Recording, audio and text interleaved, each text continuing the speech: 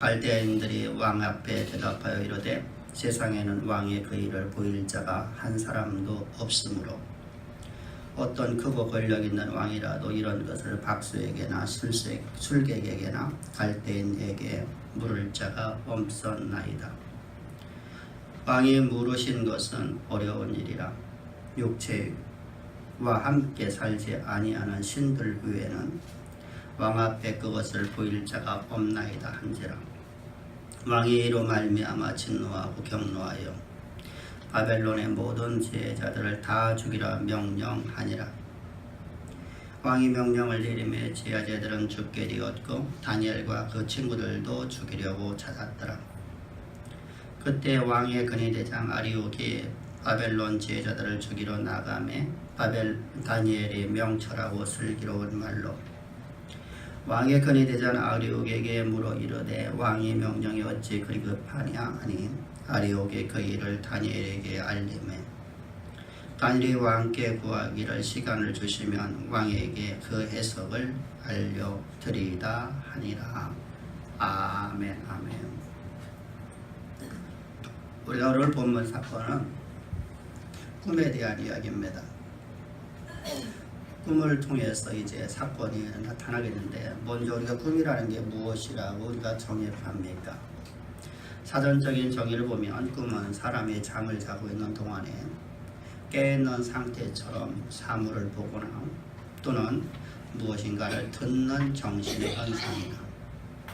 또는 실현하고 싶은 희망이나 헛된 기대라고 정의를 하고 있습니다. 이것은 바로 세상에서 말하고 있는 사전적인 의미입니다. 그런데 성경을 보게 되면 성경에서 하나님께서는 어떤 특별한 사람들에게 하나님의 특별한 계시의 전달 방법으로 하나님께서 꿈을 주셨고 그 꿈을 통해서 하나님께서 일하신 사건들을 우리는 보게 됩니다. 그 대표적인 사람들이 바로 우리가 오늘 잘 알고 있는 요셉이나 바로 왕이나 또 본문의 느부갓네살왕이나 계속 혹자들이 이렇게 말합니다. 성경이 기록하기 전 참 신약시대 이전에 구약시대에만 하나님께서 하나님의 꿈을 갖다가 선지자들에게 보여주었다고 말씀하고 있는데 사실은 신약시대에도 동일합니다. 신약시대에도 우리가 잘 알고 있는 바울도 꿈인지 환상인지 무엇인지를 모르는 상황 속에서 하나님을 만났고 하나님께서 그에게 계시를 주었다고 성경을 기록하고 있습니다. 그래서 오늘날도 하나님께서는 어떤 특별한 우리에게 계시를 주실 적에 우리가 알아듣지 못할 때 하나님께서 우리의 꿈을 통해서 말씀하시는 하나님이시라는 사실입니다. 그 사건을 통해서 이제 우리가 이 꿈의 사건은 바로 어떻게 이렇게 시작되는 것입니다. 다니엘서 2장의 시작이 바로 느부갓네살왕이 꿈을 본 사건입니다. 그 사건으로 인해서 다니엘의 절체절명의 위기의 상황이 닥치게 됩니다.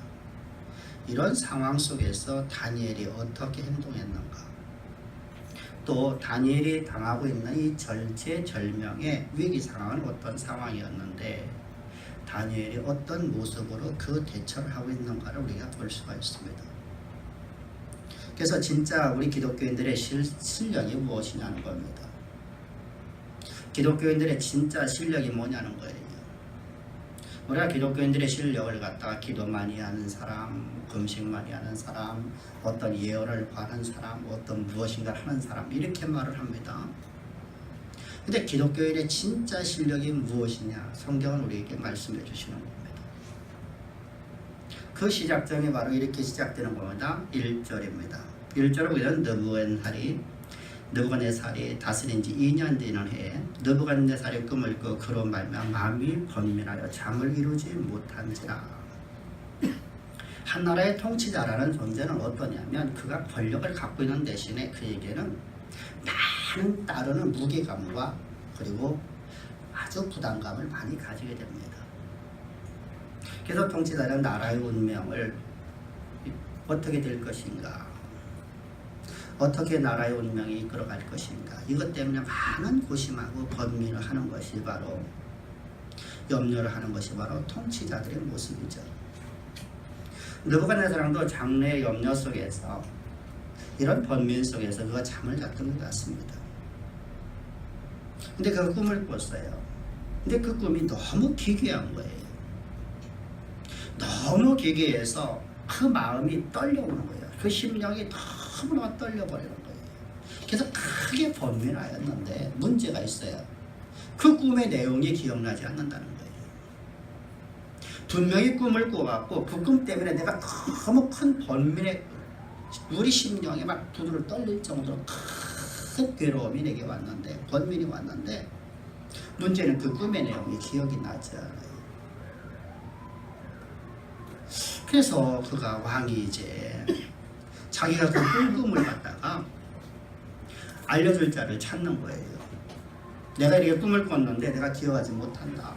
근데 내가 이 꿈 때문에 너무 이 꿈이 기괴해서, 분명히 나는 기괴한 것은 나는 분명히 기억을 하고 있는데, 그래서 내가 너무 힘들어서 나의 이 꿈을 좀 누군가가 알려주고, 그리고 그것 좀 해석해라. 그래서 불러낸 사람들이 바로 박수와 술객과 점쟁이와 갈대와 술사들입니다. 여기 박수라는 사람들은 여러분들 하늘의 별자리 연구에서 점을 치는 자들로, 또는 꿈을 해석해서 민중에게 종교적 의문을 알려준다든가, 또는 신탁을 행하는 사람들입니다. 또한 우리가 술객이라는 사람은 주문을 이어서 영혼을 불러내는 사람들이죠. 점쟁이라는 점을 채거나 또는 마법을 행하는 사람들을 말하고, 술사는 별자를 연구하는 천문학자들입니다. 근데 이 천문학자는 동시에 이들 별점을 점성술사로 있었다고 합니다. 이런 사람들은 여러분 어느 시기에 우리가 많이 나타납니까? 시국이 불안정할 때, 미래에 대해서 우리가 어떠한 불안감이 있을 적에 이런 사람들이 많이 나타납니다. 그래서 그 지역의 그 나라의 현재의 모습이 얼마만큼 불안하고 평안한지를 알 수 있는 것은 바로 그 나라의 점쟁이들이 많이 나타나느냐 안 나타나느냐를 보면 우리가 알 수가 있습니다. 근데 지금 이런 사람들이 많이 나타난 시기가 시국이 불안할 때라도 전쟁이 많을 때 이런 사람이 많이 나타납니다. 근데 이 느부갓네살 왕이 다스릴 적에는 사실은 전쟁을 많이 했습니다. 그는 세계를 정복하기 위해서 많은 전쟁을 하죠. 그러다 보니까 사람들이 항상 불안한 거예요. 전쟁에서 패하면 어떡하지? 그래서 우리가 노예로 끌려가면 어떡하지? 이런 불안감들 때문에 많은 혹세무민이 나는 사람들이 나타납니다. 그 사람들이 바로 우리가 잘 알고 있는 점쟁이들이에요. 박수, 술객, 점쟁이, 그리고 술사들이 이제 나타납니다. 이런 사람들이 나타날 적에 정부에서는 어떤 일을 하냐면, 왕제들은 이런 것들을 쫓지 말라. 그것이 여러분들 당시나 오늘 시대나 우리 이조 시대 때도 마찬가지죠. 그래서 왕궁에는 절대로다가 점쟁이들이 들이지 말라. 그 점을 치지 못하게끔 했던 것입니다. 왜? 혹세무민하는 자들로 말미암아서 나라가 위기 상황에 올 수 있어요. 정권이 교체될 수 있단 말입니다. 반역이 일어날 수 있단 말입니다. 그들은 혹세무민하기 때문에 백성들의 마음을 사로잡기 때문에요. 정체가 매우 어렵게 됩니다. 그래서 모든 세대, 어느 세대든 간에 그런 사람들을 배척을 합니다. 그런데 느부갓네살 왕이 그 꿈이 얼마나 괴기했는지 분명히 기억이 안 나는데 너무 괴기해서 심장이 떨려서 잠을 잘 수도 없고 밥을 먹을 수도 없고 너무 큰 몸이라 빠져갖고 그가 아무것도 할 수 없는 거예요. 그래서 궁여지체로다 그가 이 사람들 저 사람들한테 다 대신들한테 물어봐도 안 돼서 어쩔 수 없어서 이제 술객들과 술사들과 점쟁이들과 박수를 불러 모읍니다. 바벨론의 모든 자들을 다 불러 모았습니다. 그리고 이렇게 말합니다. 너희들이 내가 꾼 꿈을 너희들이 다 해석해라. 내가 꿈을 꾼 내용이 어떤 내용인지를 알려내고, 그리고 너희들이 점쟁이라고 하면, 너희들이 신탁을 행하는 사람들이라고 하면 내가 꾼 꿈을 너희들이 들어가고 그걸 볼 수 있지 않냐. 사실은 어거지죠. 억지를 쓰고 있는 거예요, 사실은. 그런데 바벨론, 이 다니엘 이 느부갓네살의 입장에서는 이렇게 말한 거예요. 너희들이 신탁을 하고 있는 자들이라고 하면, 너희들이 신의 계시를 받는 자들이라고 하면, 너희들이 내가 꿈 속으로 너희들 들어가서 신이 너희들 계시해 줄 거 아니냐. 그게 너희들이 내가 꿈이 나는 기억 안 나는데 너희들이 다 그것을 너희들이 내가 꿈을 너희들이 다 알아갖고 오고, 그리고 이 꿈을 너희가 바르게 해석해라. 그렇지 않으면 내가 너희 몸을 다 찢어 죽여버리리라. 뿐만 아니라 너희 가문을 삼족을 내가 멸해버리리라.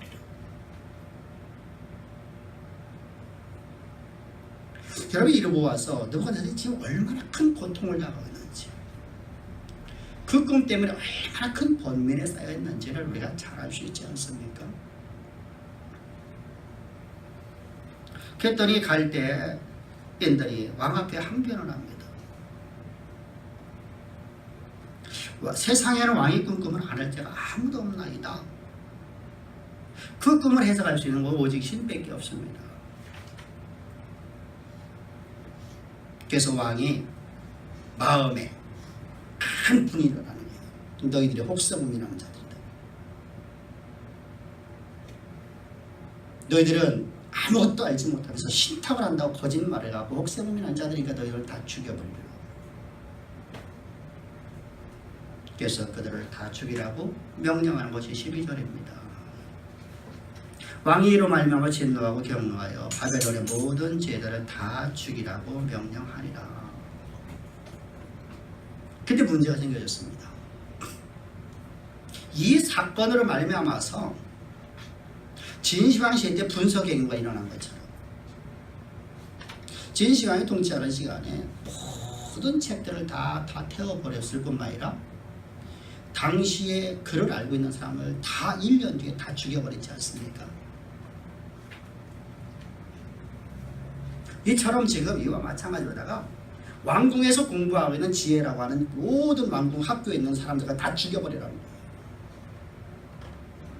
스스로 지혜 있다고 하는 모든 사람들, 공부 많이 한 사람들 전부 다 죽여버리라는 거예요. 그러니까 이게 누구한테 이제 불똥이 되어집니까? 왕궁학교에서 공부하고 있는 다니엘과 다니엘의 세 친구도 함께 지금 사형의 형장으로 끌려가는 거예요. 여러분 지금 다니엘 입장에서는 여러분들 어떤 상황입니까? 그는 지금 여러분 아무것도 모르고 있다가 갑자기 그에게 다가온 현실은 절체절명의 순간이에요. 그래서 13절을 보게 되면 왕이 명령을 내리자 지혜들이 다 죽게 되었고 다니엘과 그 친구들도 죽이려고 찾았더라. 왕의 글이 대장 아리옥이 그들을 잡아서 죽이려고 이제 끌고 가는 거예요. 사형의 형장으로다가. 여러분 이런 상황이라면 우리가 어떻게 행동이 나올까? 어떤 모습이 나올까요?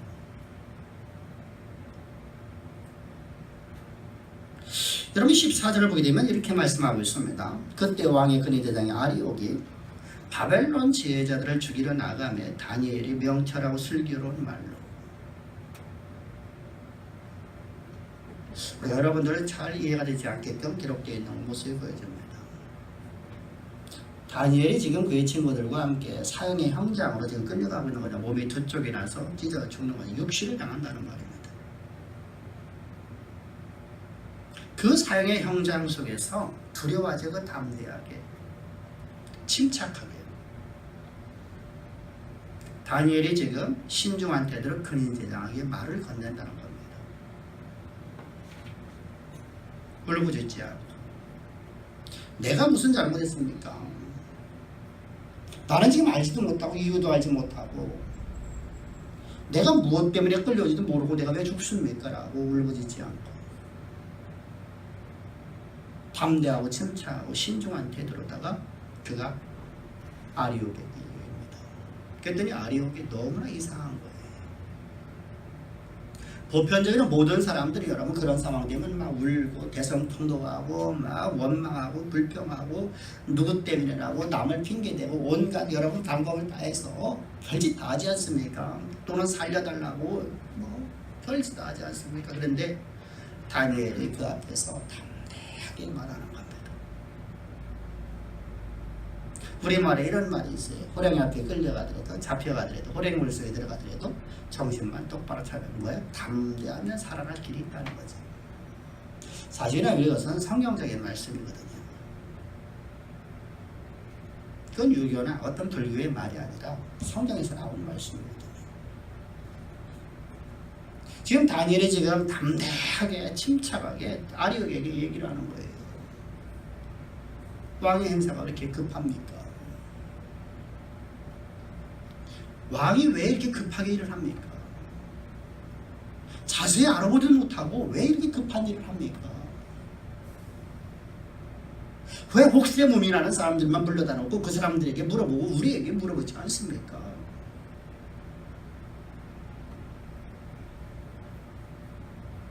그러면 이렇게 지금 담대하게 얘기하는 거예요. 그러니까 근위대장이 깜짝 놀라는 거예요. 우리가 일반적인 사람의 모습, 모든 보편적인 지혜 있다고 하는 사람들까지도 우리가 죽음의 순간 앞에서 담대한 자가 거의 없거든요. 더군다나 지금 몸이 찢어 죽는 거예요.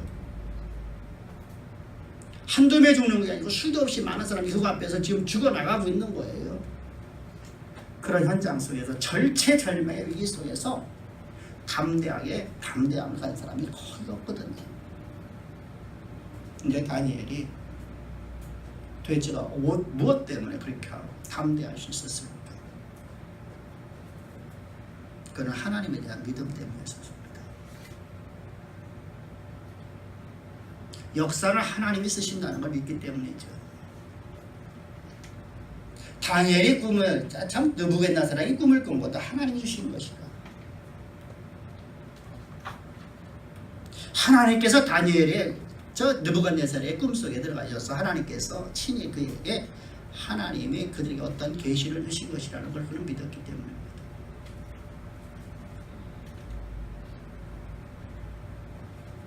여러분, 이러고 와서 우리가 믿음이라는 게 도대체 어떤 것이 믿음입니까?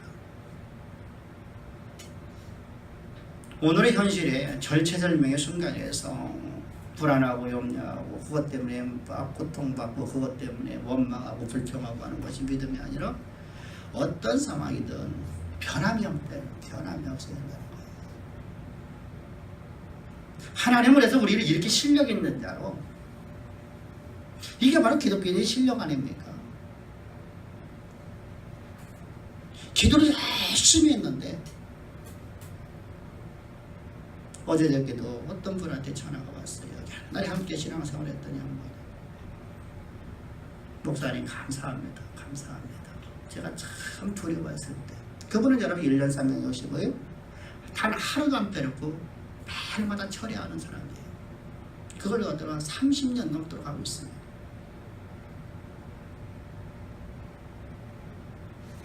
근데 너무 두려워서, 너무 힘들어서 목사님한테 계속 제가 불편을 만드리고 기도 부탁드리고, 근데 목사님 말씀 내가 듣고 내가 버텼어요. 깼더니 일이 이루어졌습니다. 몇 달 전에 저한테 전화했던, 겨울에 전화했던 내용이거든요. 근데 어제 저렇게 전화가 왔어요. 여러분 무엇입니까? 기도를 열심히 했는데 내 현실 앞에서, 내 삶 속에서 어려운 문제가 닥치자 내가 두려웠고 힘들고 고통스러워서 원망밖에 안 나오더라고요. 이게 실력이냐고, 이게 믿음이냐고. 우리가 온전한 하나님이 원하는 실력이 있는 거리들은, 하나님이 역사 속에서 하나님이 나를 쓰시는 하나님께서는 어떤 분을 쓰느냐, 우리가 여러분들 구약의 성경의 모든 하나님의 사람들을 보게 되면 믿음이 어떻게 나타나고 있습니까? 어떤 절체절명의 위기 속에서 저들은 절대 흔들림이 없었습니다. 사무엘상 13장 13절을 보게 되면 사무엘을 통해서 하나님이 이렇게 말씀합니다. 사무엘이 사울에게 이르되 왕의 망령되니 행하였도다. 왕이 하나님 여호와께 내신 명령을 지키지 않았더라. 그리하였다면 여호와께서 이스라엘 위에 왕의 나라를 영원히 세우셨을 것이거라.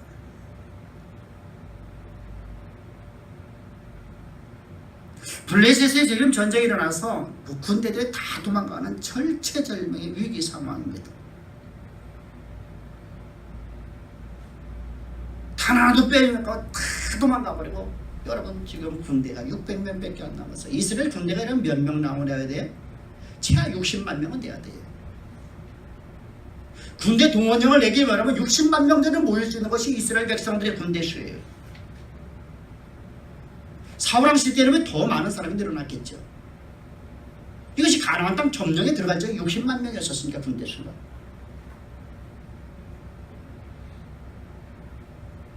엄청난 군대죠.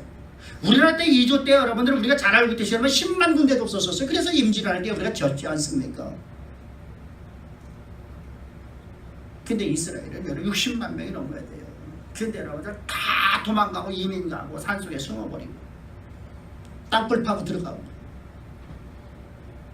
두려움에 사로잡혀서 하나님의 선민이라고 하는 하나님의 백성이라고 하는 믿음의 사람들이라고 하는 사람들이 다 두려워서 다 도망가 버렸어요. 그리고 남은 자가 600명밖에 안 남았어요. 10만 군대 앞에서 600명.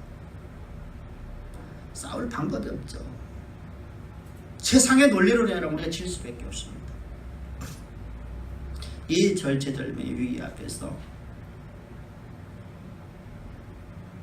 하나님 말씀의 원칙을 지키는 것이 믿음 아닙니까? 담대하고 침착하고 하나님의 약속의 말씀을 믿음으로 말미암아서 우리가 담대함으로 나가는 것이 바로 믿음 아닙니까? 그 믿음이 없기 때문에 하나님은 당신을 왕의 자리에서 내려놓게 할 것입니다. 뿐만 아니라 당신의 가문 대대로다가 그 왕의 자리를 그 위를 지켜야 될 것인데 그것을 다른 사람에게 줄 것입니다. 라고 지금 사무엘이 말하고 있습니다. 여러분, 우리 이 상황 앞에서 모세의 모습을 한번 살펴봅시다. 모세가 이스라엘 백성들과 출애굽을 해서 그가 이제 사막 저 광야로다가 들어오게 됩니다. 근데 하나님께서 느닷없이 명령을 하시죠. 너는 뒤로 돌아가라. 어디로요? 저 밉돌과 바알수본 맞은편 바닷가로 가라. 그래서 주님의 말씀 앞에 그가 왔어요. 백성들이 이끌고. 백성들은 기분 좋죠. 얼마나 좋습니까? 애굽에서 노예 생활을 갖다 100여 년 동안 해와서 그 노예 생활을 지금 여러분들 이들은 지금 청산하고 더군다나 애굽에 있는 모든 금은보화와 애굽에 있는 모든 양떼와 소떼를 다 이끌고 왔단 말이죠. 이들은 거부가 됐어. 거부. 노예가 거부가 됐어요. 그리고 새로운 나라를 건설하는 이들이 여러분 새로운 그 유토피아를 향해서 가고 있는 거예요. 새로운 나라를 건설하기 위해서 어떤 나라요? 이 땅에 없는 유토피아. 에덴의 동산을 세우려고 저들은 여러분 지금 출애굽을 했단 말이죠. 모든 금은보화와 소떼와 양떼와 모든 재산을 다 애굽에 있는 걸 다 갖고 나갔어요. 애굽의 재물이 얼마나 많았습니까? 대제국입니다. 세상의 수많은 나라를 정복하고 뺏어온 모든 재물을 갖고 있는 나라들입니다. 그 나라에 있는 모든 금은보화 다 가지고 그들이 갖고 있는 모든 재산 다 가지고 지금 바리바리 싸들고서 그들이 지금 소떼 위에다가 짐을 싣고 낙 위에다가 낙당에다가 싣고서 그들은 여러분 지금 출애굽을 했어요. 그리고 그들은 여러분 어디를 가고 있어요? 새로운 땅, 젖과 꿀이 흐르는 땅. 그들의 생각 속에서 그 땅은 어떤 땅입니까? 유토피아죠. 오늘 우리는 여러분 이제 가나안 땅이라고 알고 있지만 저들 입장에서는 여러분 어떤 땅이냐고요? 유토피아 아닙니까? 그 땅을 향해서 저들이 출발해서 얼마나 기분 좋습니까? 하나님 말씀을 들었더니 이제까지 하나님 우리를 이렇게 너무나 이렇게 할인도했다. 그래서 간 곳이 여러분들 그들은 좀 더 뒤돌아가래도 저들은 좀 더 불만들었어요. 왜 이제까지 하나님 말씀 들어가고 단 하나도 여러분들 실패본 게 없었으니까.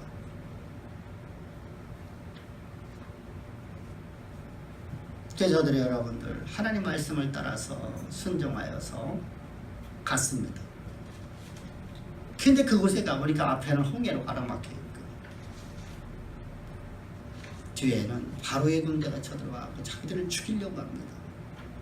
사면초가에 처했습니다. 살아날 방법이 없어요. 이들은 여러분들 자신들이 여러분들 싸울 그런 기가 꺾인 사람들이에요. 왜 그렇죠? 바로의 군대만 들으면, 바로의 이야기만 들으면 이들은 여러분 두려움에 떨 수밖에 없는 존재. 왜? 그곳에서 노예 생활하면서 애굽의 저 군사력과 애굽의 저 화력을 알기 때문이에요. 그들은 태어나면서부터 그들의 노예였어요. 그들의 군사력을 보면서 왔어요. 그래서 여러분 저들은 애굽의 이야기만 들어도 벌벌벌벌 떨 수밖에 없어요. 모세가 40년 동안 광야 생활 도망가면서 그 나이 80대에서도 애굽이라는 이름 들을 적에 벌벌벌 떨었던 것처럼 바로라는 이름만 들었어도 그는 벌벌벌 떨었을 적에 그래서 하나님께 말씀하셨어요. 네가 너를 찾아 죽이려고 했던 바로가 죽었느니라. 그 말씀을 듣자 모세가 마음의 평강을 찾았습니다. 이처럼 여러분들 노예는 그의 주인 앞에 대들 수가 없어요.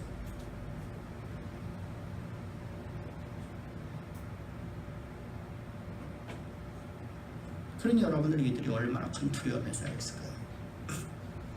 60만 명이라는 군대가 있는데 그들은 아무것도 할 수 없는 존재. 애굽의 군대 10명만 하더라도 그들은 다 진멸에 죽을 수밖에 없어요. 그런 상황 속에서 두려움을 떨면서 모든 백성들이 모세를 해서 돌을 던지려고 합니다.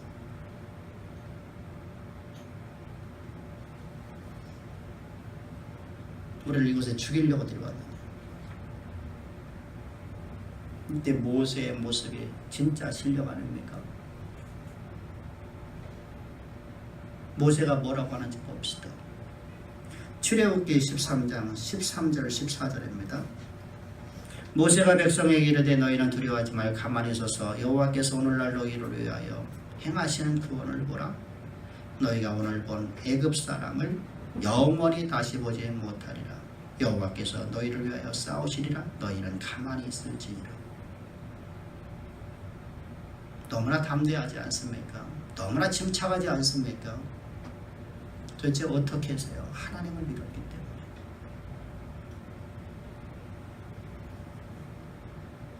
이것이 믿음의 실력입니다.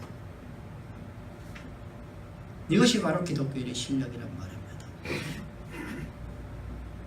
하나님의 약속의 말씀을 믿는 그 약속을 믿기 때문에 오늘 내 삶 속에서 어떤 현실이 있다 할지라도 오늘 현실이 나를 사망으로 이끌어가지 못한다.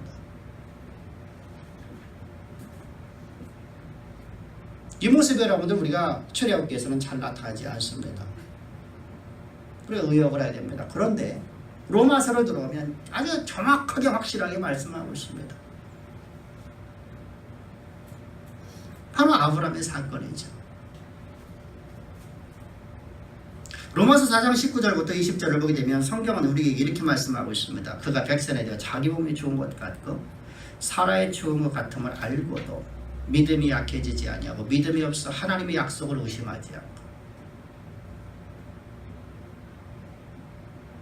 믿음으로 견고해져서 하나님께 영광을 돌리며 약속하신 그것을 능히 이루실 줄 확신하였어요. 오히려 더 믿음이 견고해졌답니다. 절체절명의 순간이 오니까 오히려 믿음이 더 견고해졌다는 거예요. 이게 실력이란 말이죠. 그럼 왜 그렇게 실력이 있었겠냐? 하나님이 그에게 준 소망 때문에.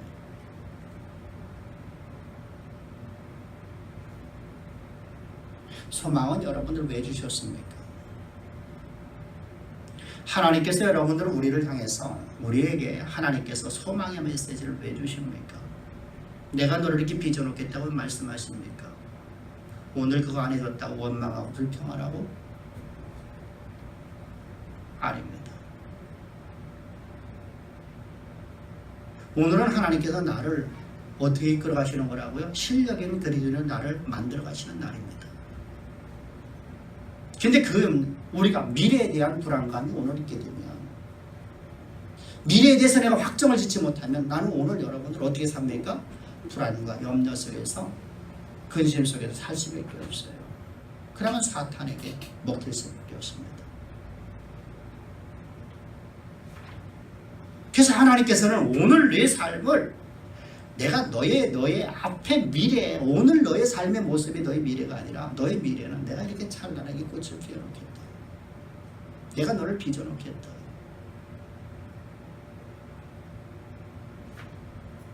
내가 너라는 존재를 내가 이렇게 찬란하게 복되게 내가 너를 만들겠다. 그러니까 오늘 너의 문제 때문에 염려하고요, 걱정하지 말라. 왜? 내가 역사의 주관자 아니니. 내가 역사를 주권적으로 내 주권의 섭리를 내가 쓰고 있지 않니. 내가 미래에 쓸 역사, 오늘 역사를 내가 쓴다는 걸 네가 믿는다고 하면 미래에 쓸 역사도 믿을 거 아니냐. 미래에 쓸 역사 속에 내가 너를 그 자리에 내가 반드시 내가 올려놓는데, 내가 오늘 너 믿음의 실력을 키워놓는 날이다. 왜? 그 일은 믿음으로만 갈 수 있기 때문이다.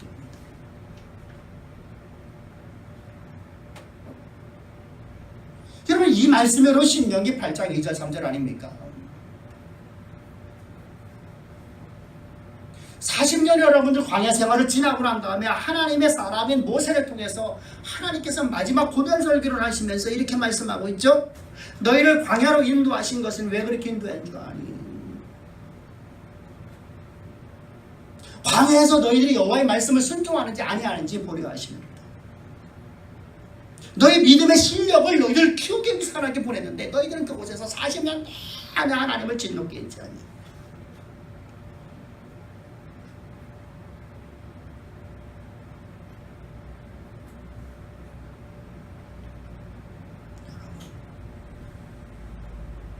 믿음은 상황에 따라 흔들리지 않도록 진짜 실력 있는 기독교인을 만들기 위해서 하나님께서 오늘이라는 시간을 주셨다는 겁니다. 따라서 나는 오늘 시간을 통해서 하나님이 나를 신앙의 진보를 통하여 이루어가기 위해서 주신 이 날,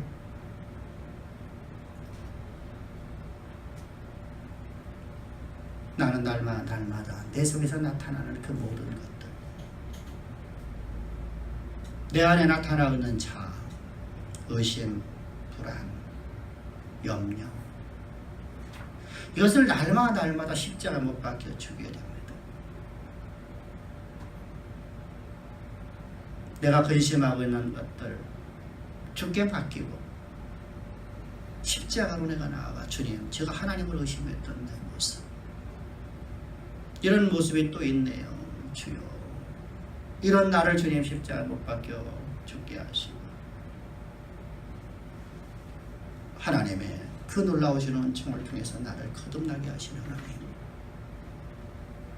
이런 나의 불신을 주님의 십자가 흘린 피로 내 모든 죄를 사해 주시고 하나님과는 오늘도 나를 화평케 하신 하나님, 감사와 찬양을 돌립니다.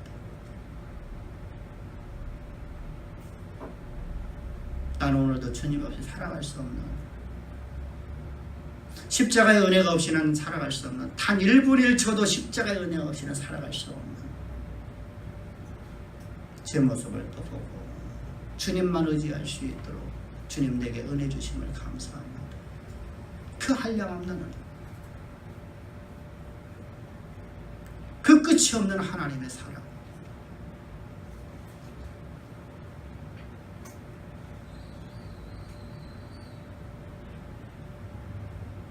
그때 여러분들 하나님의 말씀이 우리에게 주어집니다. 얘야, 두려워하지 말라, 담대하라, 내가 너와 함께하리라.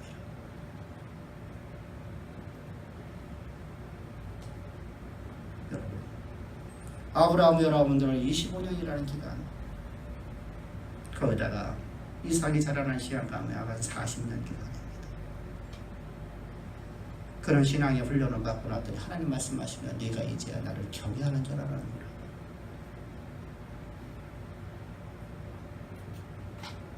네가 이제야 나를 경외하는도다.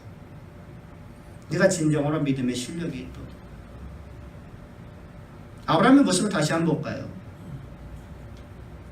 자기 몸이 죽은 것 알고 사라가 태가 끊어진 줄 알고 하나님이 나에게 약속하신 미래의 나를 빚어놓을 그 약속의 말씀이 폐기되지 않고 그대로 이루어질 걸 믿고 의심치 않게 그런 담대했다 합니다. 절체절명의 위기 속에서 그는 흔들리지 않았다는 겁니다. 의심하지 않았다는 겁니다. 염려하지 않았다는 겁니다. 오늘 내 삶 속에서 오늘 현실 때문에 내가 염려하는 거 있습니까? 그러면 주님 앞에 맡기십시다. 주여, 제가 주님을 의심하고 있는 내 모습 주님 앞에 드립니다. 주여, 이런 나를 주님이 십자가에 보혈로 깨끗하게 씻으시사 온전히 하나님에 대한 믿음으로 나갈 수 있도록 오늘도 은혜 베푸신 하나님을 찬양하며 나의 낱낱이는 모든 죄악들, 나의 의심, 불안, 염려 이런 모든 것들 주님 십자가로 깨끗하게 하시고 나를 거듭나게 하시고 날마다 나를 새롭게 만들어주신 하나님, 그 하나님, 그 십자가, 그 사랑, 그 놀라운 은혜, 그 한량없는 하나님의 사랑과 은혜, 오늘도 주님을 찬양합니다. 오늘도 주님이 주시는 힘 갖고 아버지 하나님께서 나를 향한 하나님의 영원하신 계획하심을 향해 오늘도 나아갈 수 있도록 은혜 주시고 내 삶으로 내 사로잡아 주셔서 오늘도 담대하게 나갈 수 있도록 은혜 베푸실 하나님을 찬양합니다면서 믿음으로 나가십시다. 이것이 진짜 실력입니다. 오늘 예배드리는 우리 최양의 성도 여러분들, 저와 여러분들은 언제나 어떤 상황에서 절대 흔들리지 않는 믿음의 실력 있는 그리스도예요. 하나님의 영광이 여러분들의 삶에서 온전히 드러나 하나님의 약속의 말씀이 이루어지는 것이 실력이지. 하나님이 여러분들을 향해서 계획하신 모든 계획하심이 이루어지는 것이 실력이지.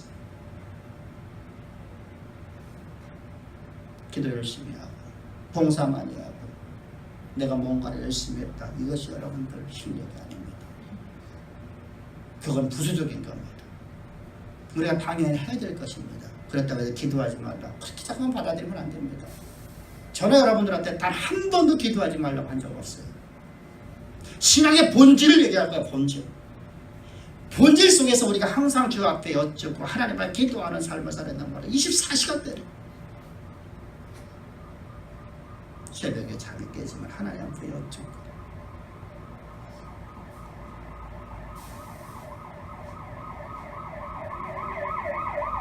아침에 눈을 떠서 하나님 앞에 여쭙고